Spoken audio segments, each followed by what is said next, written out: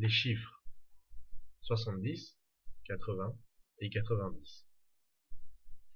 Il faut dire qu'au Moyen-Âge, on avait coutume en France de compter de 20 en 20. On trouvait par exemple aussi des formes 20 et 10, qui étaient 30, 2 20, qui étaient 40, 3 20, qui étaient 60, et 80, comme aujourd'hui. Saint-Louis fonda par exemple l'hospice des 15-20, qui était en fait l'hospice des 300 aveugles. C'est un système qui est appelé vicésimal. Il a été utilisé par les Celtes, les Normands et aussi par les Danois. Donc il est possible qu'un de ces peuples l'ait introduit en Gaule. Une origine celtique. Les Gaulois utilisaient ce système vicésimal. On comptait par conséquent de 20 en 20 comme dit précédemment. Pour les valeurs intermédiaires, on ajoutait et 10. Pour 50, nous avons donc 2 20 et 10. Pour 70, 3 20 et 10, et ainsi de suite.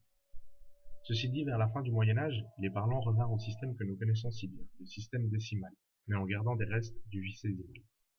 On retrouve ces traces dans 80 et 90. Néanmoins, en Suisse, plus particulièrement dans le canton de Vaud, ces nombres se nomment 70, 80 et 90. Une évolution flagrante.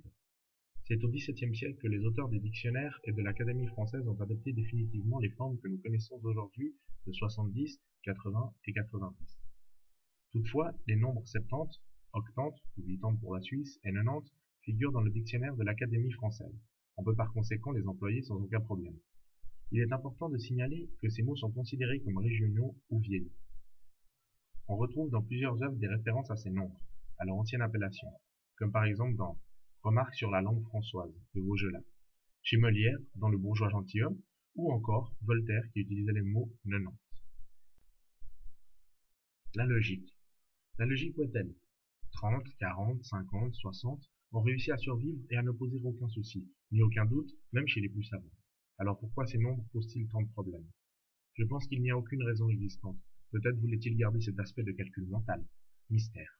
Car il faut avouer que la logique voudrait que l'on continue avec les multiples de 10, 40, 50, 60, 70, 80 et 90.